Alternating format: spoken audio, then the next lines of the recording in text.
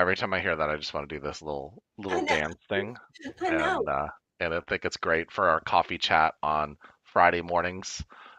So everybody, welcome Yes. for Let me tell our. you, I'm in my pajamas because there's reasons of that, because it's about 3 inches of snow sitting outside of me. She And loves and she I loves would the say cold. like a child. That's exactly. I got up this morning and I was telling Jeremy this. I got up this morning at 2 o'clock when I heard the graders, and it was like a childlike energy came through, and it's like, it's not going to be school. And I mean, I just, because teachers are worse than kids when it comes to snow days. And I just loved it because I wish I'd had my big coffee table and I put a puzzle in there. And sometimes with me being the where I am when I was in the farm, I used to be there for almost 5 or 6 days. It was great. I mean, we didn't do anything. We did have usually electricity and all of that, but and we had to go do the horses and all that. But you know, it was like a childlike innocence that would just well up inside of me and just be excited that snow was on the ground. I'm just laughing. It's just, you never think at the age of 72, to get that excited as a child. But isn't that kind of the way we want it to be? Yeah, it's so funny because I'd get excited, but I don't like the cold. Neither do I. Neither do I. But I do like the snow. This morning, like I said, I got up at 2 o'clock and I danced a little dance of a child dance. Like, oh, they're going to get off that. And I'm not even in that mode anymore. I've been out of that for almost 25, 26 years, but there's still this spark of childlike innocent that comes in, because my children felt the same way. Well, first of all, we knew cream. We would do snow cream. Now, to be Wait, honest, I don't know hold if on, I would even do that. back up. What is snow cream? You don't know what snow cream is? No. Oh my gosh. That's what we'd have to, because the kids would go out and I'd put a big pile of, plastic or whatever we're going to put in it. And we dig. And I'd always say to Jason and Brian, I said, do not pick up yellow snow, because we had 6 dogs. So I mean, you had to be very, but the kids knew, they were so good. They knew how to get it, a shovel. We would put it in. And then you take sugar and cream. And we always had that at the farm. And you make it ice cream. It's like snow cream. And with a little bit of vinegar. I mean, vinegar. No, a little bit of vin. Uh, well, shoot. Now that's stroke. Um, it's here. Now to bring it back here, it's not vinegar. It is vanilla. Now, see, that's what I was want to come in. Now that's my stroke. It's the little flavoring you put on in cakes and everything, and that doesn't want to come in. Isn't that odd? That's frequency. That's all I can say is that's how I live, to learn how to use that. I can see it, but to bring it here, to say it is one thing. And I want to say vinegar because it's the same kind of sound, vinegar, but it is vanilla. There it is. It's vanilla. Do you see that is energy, and that is what I've had to train myself, and you've done that too, because we're dyslexic. If we did not know how to do that, I wouldn't be able to bring that in. That's why a lot of stroke victims do not know how to bring in the words, because I had the word here and vinegar kept coming in because it wasn't matching what it was. I knew what I wanted, but I couldn't bring it in to vocalize, which would be a different energy. God, that's good. I'm much better in the Do mornings. you know what I keep on thinking as we're talking about this is like this we're always talking about the innocence of the soul, Oh gosh, yeah. and and we're having fun. You're getting excited like school day. It took you to that point Yeah. when you were younger and it was like school day or a snow day, whatever, and the fun things that you did at those times in your life. And for those that are watching, how many times have you lost that part of yourself where Oh my gosh, you're yes. caught up with everything all. Yes. The world, you get caught up in life.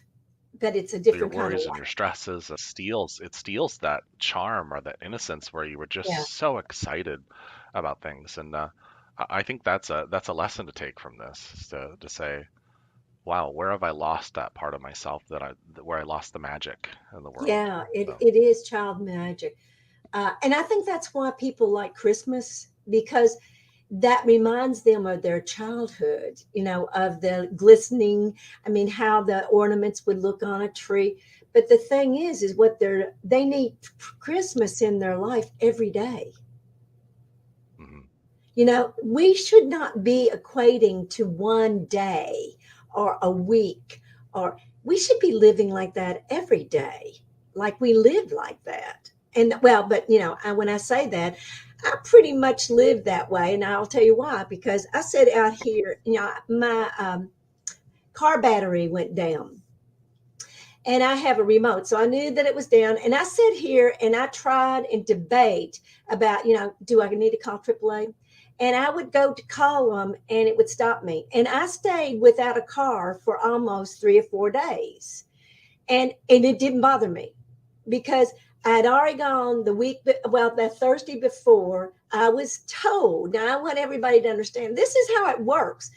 When I'm saying told, yeah, I listen. I listen to that fine, fine, voice, and I knew that it said I did. I mean, I had not been out that till that Thursday, and it said you need to go and get to the bank, and I had to get some stuff done, and then it said go to the grocery, and I mean, I didn't even pay. I know what I paid for is $52, and I even thought that's funny what I was asking.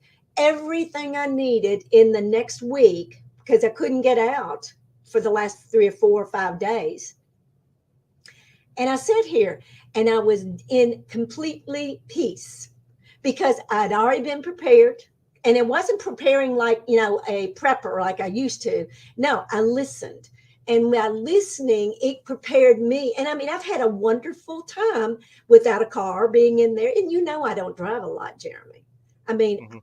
I don't use my car a lot. I sit right here and I go somewhere else. I can go anywhere I want to go without ever having to have my body. So, but it's just been interesting to watch this. And then I had, Oh, well, huh? oh, keep going. There was just a comment, and I'll bring it up when you're done. Okay. So, Well, I had family to yesterday. It was like you really need because there was a preparation because they were preparing for snow last night. And I know what that means because I could feel it. And I knew I've been watching the signs. You got to remember, for 72 years, I watched the signs of the weather and I watched as a farmer for 18 years. So I was very clear what something. And so I just took care of everything. I mean, it was done like that. The AAA guy came in, and then I went straight and got my battery, talked to the guy there. We had a brief moment, but you could feel I was in flow. I was absolutely in flow. Boom, boom, boom. Went straight in, and I had a moment, and it said, do you need to go to the grocery? I heard that question and it said, no, you've got everything. Went straight home. And I mean, that all took place in less than 30 minutes. mm, And then I came in and sat and just enjoyed the whole rest of the moment. I mean, it was like, wow. And I mean, that's my life. I'm not living a lie. I'm living a very true truth. I used to live in fear or what I was going to make a mistake or if I had missed something. And, I was just thinking about that too. I haven't had a watch for almost 26 years. I haven't had any rings on. Only thing I have usually is you'll see me earrings. And I started laughing because if anybody is really paying attention, I have the same pair of earrings all the time. But yet I've got I've got a lot of them, but I only like certain ones. I only like certain things. Even though I got clothes in there, if I don't feel right in it, I don't wear it. And everything that I'm working on right now is for the benefit of me and how I feel comfortable within me.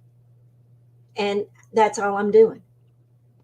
well, I And think that I was to say that kind of leads us into this comment because Lou is asking. He says, "Good morning. I was laughing the other day and found myself stopping, not feeling deserving of it. Any suggestions or strategies to help people learn to love themselves?" And one of the biggest ones, Lou, is to jump. I stand in front of the mirror and just say I love myself, looking at myself in the eyes. But then I also ask that question, like you had, um, where you were laughing and you didn't feel deserving of it. I asked myself the question internally, well, what it makes you think you're not deserving? Because there's a point in your life where some things or someone or some circumstances or something in your mind made you think that. So, Or or feel you've been programmed to hear that. Now that could have been anywhere. That could have been your great school. grandmother, your great, it doesn't matter, but you took it in. And a Yeah. lot of things go in and a lot of things don't stay. So they go right in. But there's a lot of people like sensitives like us, and I'm a sensitive. So I took everything in. And that's where I got into disease because the more energy you take in that is no longer yours and you start creating from a different state of mind, and even your form changes, everything changes because you are aligning yourself to that thought and not what those people have said or the world have said. It doesn't matter. Then that means you are no longer living in a state of living alive. No, no, no. I know. Now let me think about that. You're not living in the true who you are being. You're living in another world being. And that would be almost like being a clone or a zombie. I mean, that really is true. And I've been on those both sides. I know what it was like to be. I thought I was in the world of, wonder. I mean, I had money, we did things, but it was empty. It did not have any life in it. And if it didn't have any life, then it couldn't be. That's so funny. Yeah. Logan, my nephew, always catches us when we're in the podcast. No, Always. always. I'll And, call and it's Lou's making some good comments. He says, he definitely is sensitive, and Lou has has some of the past that I have, where I was raised in a cult, and so I can understand why that programming is so deep because there's all this Oh, judgment and yes. things that you know I mean when they were telling people how to dress women how to what makeup they wear because Oh my this gosh, we man still that did. this man said he was the person that was connected to God when we all have that connection to spirit, whatever you want to refer to it as. That's Well, men and women. that's how they took over our minds. Yeah. When they made themselves, or when I say they, that could be government, that could be anybody in your Anybody. life that you have allowed in and you worship or you see them better than you. That is true. So everybody has a anti-God or anti-Christ person or being, and it could be an ideology. Same thing. It's really amazing when people start really taking understanding of who they really are and taking personal responsibility of that. It works. See, I like these little chats because I can lean back in my pajamas and I really don't care. Lou, no worries. Trust me, I have been there myself, so I totally understand, and And being I'm sure we'll connect, and I'm sure you're absolutely beautiful soul. We all have those triggers though, so right. and so thank you.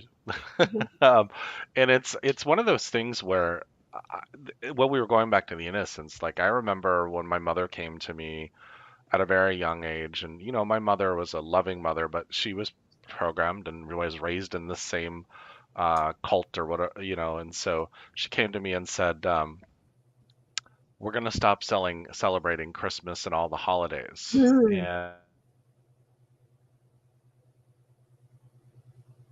And Hmm. and it was you get as a little kid. She made me take all those down and throw them away. And then she said, and it was 2 weeks before my birthday, so she said we're no longer going to be celebrating birthdays. And it was all this same church broke up my grandparents, made them get a divorce when they actually did love each other. Because they said that to my grandfather, if you don't get a divorce, your family's going to burn in an eternal lake of fire. This is, because God's going to torment them. And it wasn't until I was about 15 my mother came forward and she goes, I'm sorry, I can't do this anymore. I can hardly believe that a God that says he's loving would burn people in an eternal lake of fire when he, and to resurrect them from the dead to torture them for eternity. She goes, that doesn't sound like a God I want to follow. So, That's exactly. That's why I felt. Well, I was, but everybody goes through this, that they have this fear in this state of a God. And I remember when I crossed over the first time that I remembered, it was like, this isn't the same kind of God that I've met. I mean, it was breathtaking because you don't even have a breath. I look back at that because you still, when you first cross over, you still feel like you have a body. You still feel, and I remember when I was crossing over and I was no longer with body, I remember I'm trying to breathe, going, and then this little voice said, "You don't have lungs, dear." I was gone because you're still stuck in the world of men. That's why I say we have ghosts sometimes, Jeremy. Why we have people that are staying into this state of mind is because they don't realize most of the time they're dead. can we back up to that real quick? Because we were talking about, when they said you don't have lungs, we're talking on an energetic level. Yes. Yeah, and the Yes. third dimensional space, and that third dimensional space, there is a matter that Yeah. is formed into lungs, and that really throws people off. Um, and it was even when I saw Virginia disappear for the first time in front of me, and people have said that's happened when they've sat in front of me as well. The matter, because with her, the physical would disappear because the energy was just so intense and high and everything that, you could barely see. I could see the outline of her eyes, and her hair got really golden, and she's got silver, grayish silver hair. So it turns golden around, and then you can really but that's because we're in such a deep meditative state. um and my friend, one of my closest friends, he jumped up the first time he saw it, and he was like, oh my God, and it freaked him out. And so, Oh my God. and it was just, it was one of those things where we can all do that. And but that is when you're at this place, Yeah. all the Frozen. programs now when Virginia comes back out of that state, she worries about her kids. She does all the things. She's a human being, and so do I. But I'm sure you guys have been in a meditative state where you're so relaxed and so at peace that you're like, wow, this is wow. And you're like, I want to stay here. And then you go out and somebody cuts you off in traffic, and you're like, screw you. Yes. You know, you're You talk still that like that. human, so you have to honor that temple. So, Yes, and but that's when you really do understand that from awareness. I would have normally given them the finger if it hadn't been because I wanted to just and then there's a part that stops right there. And says, is that really what you want to do? Do you want to throw that out there? That's when I made my changes right then and right then, right? Because you then realize you have a child, you have a choice, but we consider our choices a lot of times as reactions. And that's not a choice. Choice is yes or no. And you mhm. better know those two, that's right out of the Bible. This is what I'm saying. This Bible before, there's a Bible within the Bible. It's right there. Every time you have to make a choice, yes or no, who are you honoring? Who are you serving? Your higher consciousness? Are you still going down into the world of man that's a lower consciousness? I mean, we still feel good in that world because we feel comfortable in that world, even though the situations are horrible. It's like bad clothing. Your clothes don't fit right. That's the way I feel when I go into the world of man. I feel like my clothes don't feel right, Yeah. and they're twisted or they're, and you feel like it. But when you come back and unravel, and that's what we were talking about the other day, the unraveling of self, there Mhm. is an unraveling, but you've got to allow it to unravel. You can stop, but you go back to stop, not to participate, but to observe that stop, that event. And it's almost like a little room comes in and I can see everything. I can feel everything that went in the room with everybody in that room, why they thought what they thought. I mean, it's the most amazing thing because I call it the ultimate observer. I don't remember what you call when you're observing. I call it being the stillness in the storm. You're the center of the storm, and you're Okay. watching everything. Um, but it's It's yeah. amazing So because you you get become an insight. And so this question came up about meditation. I mean, I say it, but here's one of the things I say to a lot of people I work with. I say, stop calling it meditation. Just call it hanging out with yourself and breathing. And Yes, yeah, some of that stuff is that's gonna surface. Um, and that's what we're talking about with the unraveling. I just watched somebody the other day. They were literally in the middle of that unraveling, and so it's I was beautiful. there. I was there. Something got to be so intense, and then they started just bawling, crying, and it was all in a sense beautiful because they released all that trauma.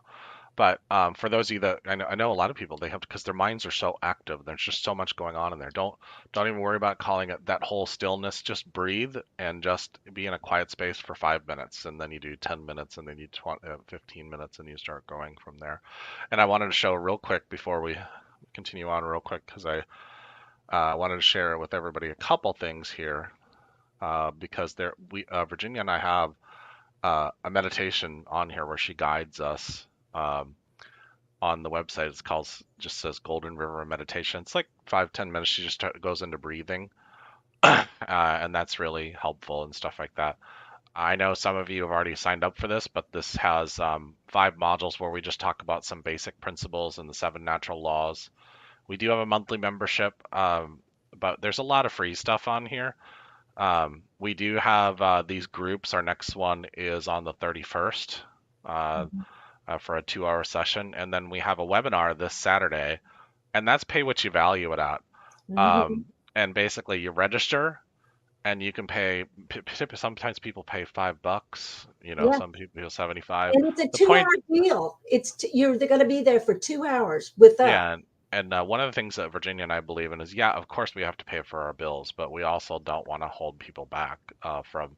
So then there's a whole bunch of other videos and a whole bunch of questions that people ask us at the bottom of the web page. So, anyways, I'm gonna stop sharing. So, I just want to make sure that I went through. That's mydivineinheritance.org, which is in the description of the And show. we were just talking about that. I think that is our inheritance to find out who we really are.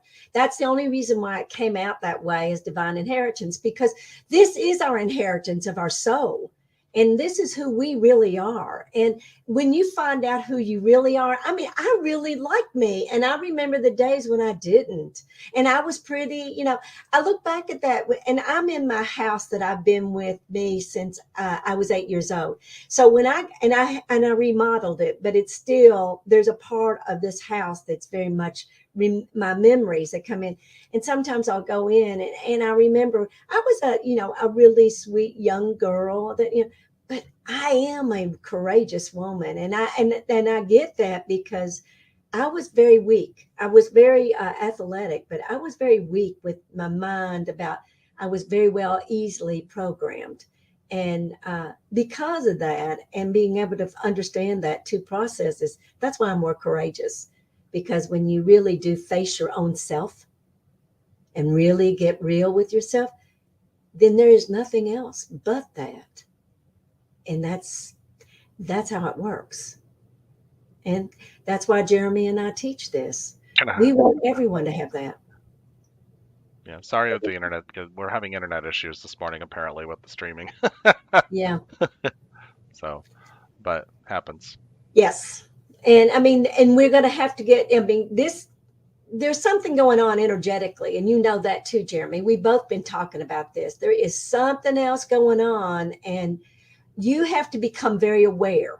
And like this innocence of this child feelings, you're going to have all kinds of experiences. And one thing that we were talking about, and I find this with a lot of sensitives, they felt doubt the very beginning of this new year, doubt, uh, anxiety, depression. And I thought, and I was asking a podcast just recently, said, was that the collective? Absolutely. Absolutely.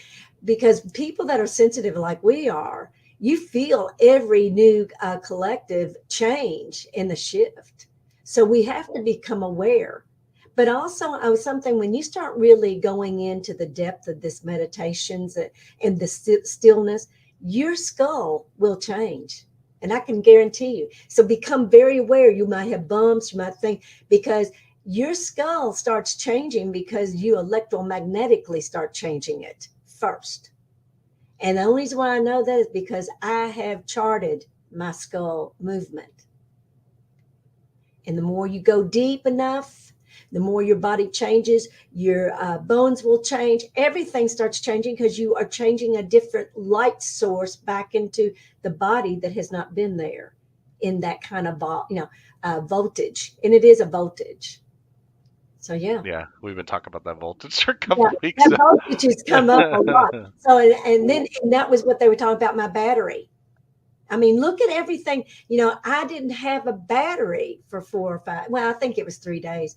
But you know what? I had to create my own battery. Yeah, So this is a lot what we're teaching is doing self-evaluation, being honest with, I mean, majority of the people in this world, and I mean billions and billions, are not honest with themselves. And most of the time, the people around them, they're trying to please, or they're trying to always have an agenda to come back ahead. That would be your narcissist, you'd be people that are, victims. They're all in there, but we're all a part of it until you can find that within you. I remember when I found out I was a victim, and I never thought I was a victim, but the only thing I was a victim of is when I'd go to my home. I was very brave on the outside of that in my classrooms with my parents, with my, superiors. I was very calm. I was very courageous in it. Not at home, I wasn't. And that was really a hard thing to look at. That the yeah. I people don't know, I internet. know, huh? Sorry, my internet just keeps on going out. I know, so they're not missing. They're missing a lot of this, aren't they? Well, I think they're getting you. They're not getting me, Okay, but good. that's okay. Well, it doesn't matter then. So because I'm on a roll right now, so you catch it while I can. Because when I'm in the mode of it, then Jeremy knows that when he's the mode, we sit down and we really work with each other just to listen. Sometimes I just feel it, just like this morning, bringing me up about the child, bringing things up because this is my life. This is your life, but you have gotten into a program of automation. You just get automatic, and you don't even miss Ada. Here is baby. So baby must be thinking that I'm out, that my grounding needs to come back in because or no, he's coming in for energy because he feels it. He only comes to visit when he's got a lot of energy around me. So that's what one of the things she's talking about is being sensitive to everything, including the movements, animals, and just paying attention to everything that's going on around you. And so, when Every when detail. your animal, I used to have a Rottweiler and a Russian Blue, and when I was not in balance, when I was being, in this mode, I'd have the Rottweiler lay his head in my lap, and I'd push, be like, not right now, because I'd be working on the computer, and then I would have the Russian Blue cat, who's only 6 pounds, lay across the keyboard. Yeah, we could say that, yeah, they want attention. However, they're also very sensitive to energy like us, and so they're like, Absolutely. no, you're way out. You're stressing too much. You're focused. You're not getting enough rest. Whatever, they sense that kind of thing, and so one of the things. I mean, think about how they are with their packs, and you're a part of their pack when they're in your life. So Mhm. something to really And think now, about. and baby, well, he's so funny because I thought he was coming in because I wasn't grounded. No, I'm very grounded. He's been wanting to sit right underneath my hand and just absorb it. Yeah. So that So, tells me that I'm grounded. That's why he comes in. Now, if I'm not grounded, he comes in and he'll bite me or, nudge on. That's why you got to listen to everything. I mean, yeah, that's why you build your sensitivity. yeah, I like these and little then chats. yeah, this was good. Uh huh. Um, I got to meet that sweet kitty. Good morning, guys. Joanne. Hi, Joanne. Nice to see you and meet you. Everybody, we will be back at 9:30 for 30 minutes every week. Like I mentioned, we have our webinar tomorrow. If you would like to be a part of that, it's from 2 to 4. It's on our website, mydivineinheritance.org. Find it too specifically on your channel, but I haven't found it yet. Blue, I got your email. I'll send it to you. I'll send you whatever you need. So, everybody have a wonderful week and many blessings. And have a snow day.